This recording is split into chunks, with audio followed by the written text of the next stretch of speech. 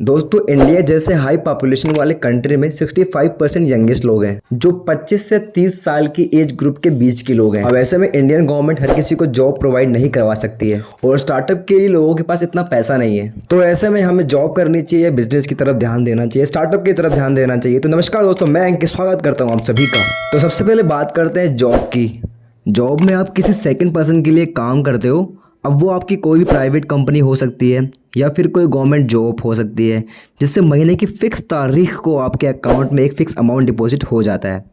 अब वो एग्जांपल के लिए आपके कुछ भी हो सकता है, 1000 हो सकता है, 1 लाख हो सकता है, 50,000 है, कुछ भी हो सकता है।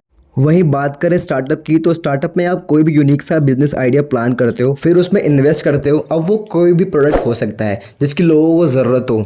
स्टार्टअप में इनकम का फर्स्ट सोर्स सीधा आपके पास आता है जिससे आपकी एक अलग ही वेल्थ क्रिएट होती रहती है। तो चलिए दोस्तों, बात करते हैं हमें जॉब करनी चाहिए या स्टार्टअप की तरफ ध्यान देना चाहिए। अब ज़्यादातर लोगों का ऐसा ही मानना होता है कि मुझे सिर्फ बिजनेस स्टार्टअप करना चाहिए, खुद के बिजनेस पर ध्यान देना चाहिए।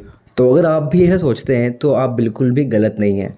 स्टार्टअप में आपके पास एक अच्छे आइडिया के साथ साथ आपके पास फंड भी होना बहुत ज़रूरी है। अगर आपने शार्क टैंक देखा होगा तो ज़्यादातर स्टार्टअप करने वाले लोग वहाँ पर सिर्फ फंड के लिए आते हैं और ऐसे में आपको भी स्टार्टअप के लिए फ़ंड की बहुत ज़रूरत पड़ती है। अगर आपके पास फंड नहीं है तो कोई भी बिज़नेस स्टार्टअप शुरू नहीं कर सकते हैं।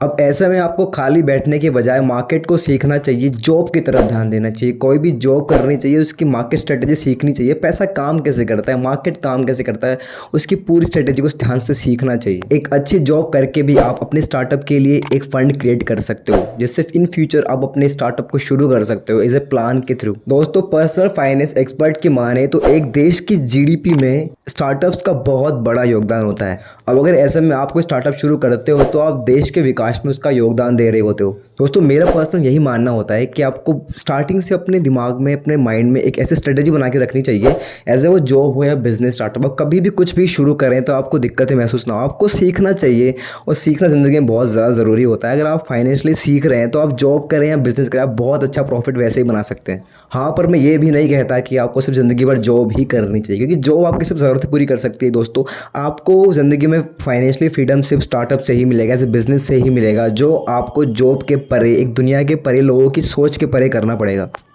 ऐसा ही पर्सनल फाइनेंस के बारे में और जानने के लिए चैनल को सब्सक्राइब ज़रूर कर लें, वीडियो को लाइक करें। Thank you so much for watching.